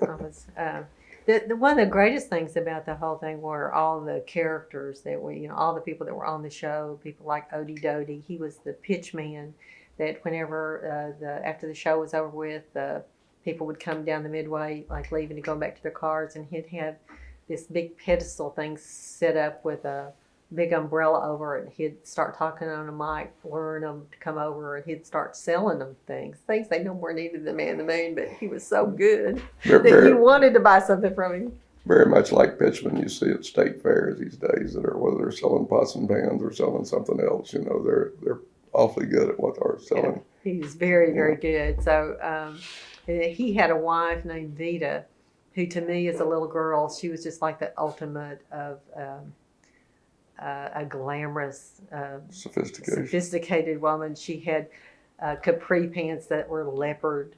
She had her hair all out like she wore a headband, and she wore dangling earrings. I just thought she was the most exotic creature. And so I started following her around everywhere she went like a little puppy dog. And she had a jewelry show, and so she taught me a jewelry stand. And so she taught me how to engrave, because it had like those little aluminum hearts and things. And so I wanted to help her. So she taught me how to engrave, and I still have a cake pen that I used to practice on where I wrote the names out with that. But there were a lot of interesting people. There were also Vernon the Tattooed Man. He was tattooed all over except for his face. And even the top of his head was shaved. And he had bright orange carrot hair, and he wore it with bangs all the way across and straight down here, and then cut up here kind of like a Dutch boy. And on top of his head, he had a tiger face tattooed. So he'd take off his hat and show his tattoo. Then he had letters tattooed on the whole inside of his fingers, and he had this real complicated thing where supposedly he could write these sentences with his hands, and he never showed me anything I could read, but he was convinced.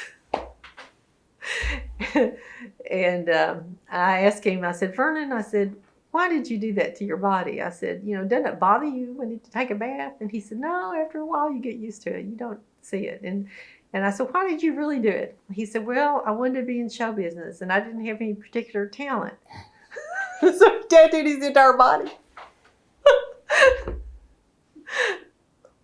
Do y'all have favorite circus memories that you always go back to and tell family when y'all get together? Probably most of them revolve around Mabel.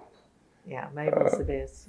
Anytime I show a picture of growing up on a circus, I show the one with me standing in front of Mabel or whatever. So that and the just the general stories that we've talked about here. I have more good memories than I do bad memories. The bad ones are pretty bad, but the good ones are also good. So I'm proud of and thankful for what I went through. I just want to do it again. Well, where do you see the circus going in the next 10 to 20 years? Well, I've already told you I'm a pretty bad forecaster of where it's going.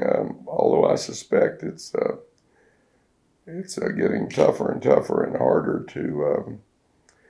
The Circus Olay thing has created quote a new interest in circuses, if you will, or they wouldn't have 5 or 6 of them ever. I mean, they got in Las Vegas.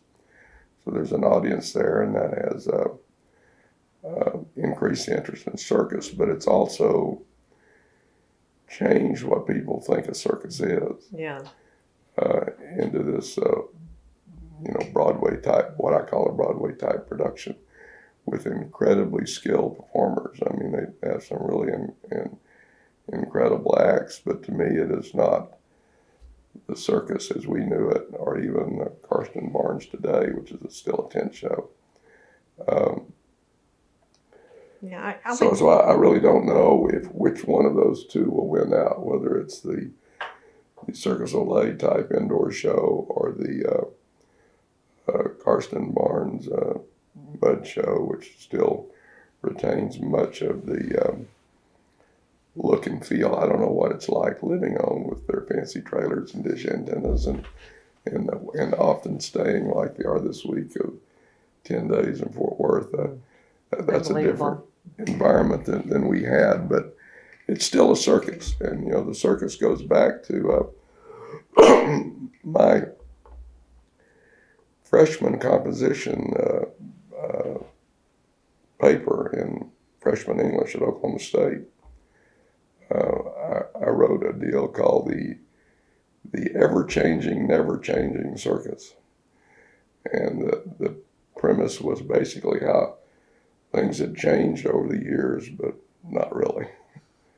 And, you know, the circus was still largely the circus. And that's, you know, going on today, which is 50 years later. So who's to say it won't be here another 50 years in some form? I think anytime, I think as humans, we just love live entertainment. So I think it'll just kind of morph and change, and I don't think it's going to be a whole lot different 100 years from now. I think there'll probably be a virtual circus, you know, at some point. I think where it's getting tougher is for the animal acts. Well, yeah. There is animal abuse, just like there are people that abuse their dogs. I mean, they're human, or other people. Or other people. But the point being is that, as Martha mentioned earlier, the fact is that we depend on our elephants just like the farmer depends on their horse. And you're going to take care of those because your livelihood depends on them. Mm-hmm. And I think that's where the circus image, if you will, has suffered because of people that don't really see that or don't choose to see it or don't understand it. That I did not see a whole lot of animal abuse over the years with all the different people that were on the show. For both the animals that we had or people that had their own animals, like an elephant act or a seal act or whatever. Man, that I told you about with a horse. I mean, the minute Daddy found out about it, he fired him. You know, because you know, he didn't care what the man did on his own time, but he didn't want him abusing the animal. Mm-hmm. And so the animals, I would say, were every bit or maybe even more important to Daddy than the people were. Because he really took great care to make sure that the animals were fed regularly, always had water, that their cages were clean. You know, there was always the sense that the animals came first because they couldn't help themselves.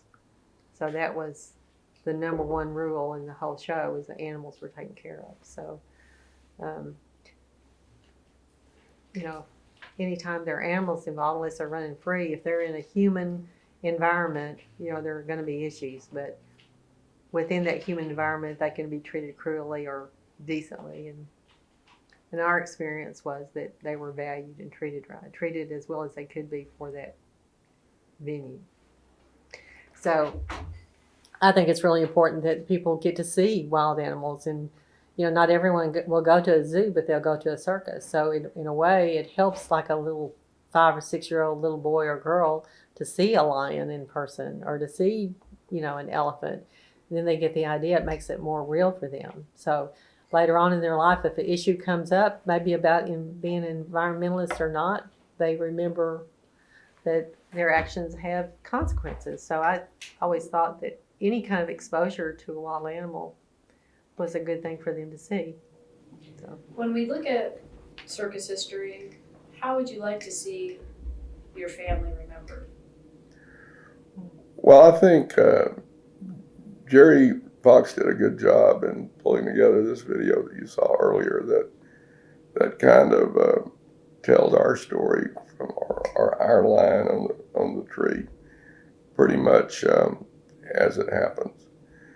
And as long as that story and whatever y'all do and so forth, and if we ever wind up writing a book, which we may or may not do, but because there are lots of stories to be told that people seem to have an interest in, I think that we're in much better shape now than we were 2 or 3 years ago along those lines with the story being out there. So I'm not too worried about how the Moore family, if you will be portrayed now that we've gotten this far. Now. Right? Yeah. But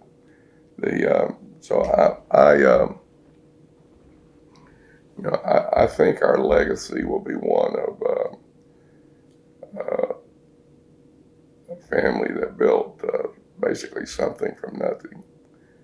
And yes, we had help along the way. We had partnerships along the way, as most people do. But the show that is currently called Carson Barnes, there would be a circus out of Hugo if our family had never existed, because there was a legacy there. There's an ongoing family there. There would be a circus. It just wouldn't be a circus called Carson Barnes, because that got started this way. Yeah. And as I said earlier, our interest in the circus, our understanding of the circus, our knowledge of the circus really spans about a 30-year history, 40 to 70. And so when we say circus, that's what we're talking about. When other people say circus, they obviously are coming at it from a different history and a different viewpoint, and that's valid too. It's just that when we say Carson Barnes Circus, we have a 1968 image, which is now 43 years ago. Well, to me, it died whenever Daddy died. Is there a story behind his stone at Showman's Rest? Mother, I never knew what. He died in March of 1969, and Mother made all the arrangements. There was a Showman's Rest then. There wasn't very many people in it, but there was one there, and I don't know the story of how it got to be configured as a circus tent. I always thought it was kind of ironic because actually the tent itself used to torture him. That it would get dirty and would get torn, and it really bothered him whenever the tent started looking, raggedy. And I always thought it was a little bit ironic that his monument was the tent, because that was kind of his. Well, but it's a perfect shaped tent that doesn't erode and doesn't. Okay. He actually was, so much in love with the animals, so much so he had asthma and he was allergic to animals and dealt with them anyway. Despite he would have terrible episodes of asthma after an act or whatever, but he would do it anyway because he loved handling. He loved the training of the animals. I've got some great photos of him with the bear and with the lion. We had a lion in our kitchen in Marshall, Texas for a while, and the lion would roar at night and really upset the neighbors. I mean, he obviously didn't care. So I think that the history of legacy is really his. It's our legacy, but he started it, and he had a dream, and he made it come true. Is there anything else you'd like to add before we close out today? I know we only scratched the surface. Well, yeah, I mean, there are lots and lots of stories. There are a lot of characters that, larger than life characters, a lot of experiences we've had. And, if we do the book, it will probably be, the only way that I can start on it is by taking a photograph and I'm writing everything that I know about that photograph. And that's the only thing I can do about it. So I thought if all three of us did that, at some point we could pull it together into something. So. Well, we really appreciate you taking your time out to talk with us and Sure. help us fill in the gaps. Was it what you want to? Oh, absolutely. Okay. Thank you so much.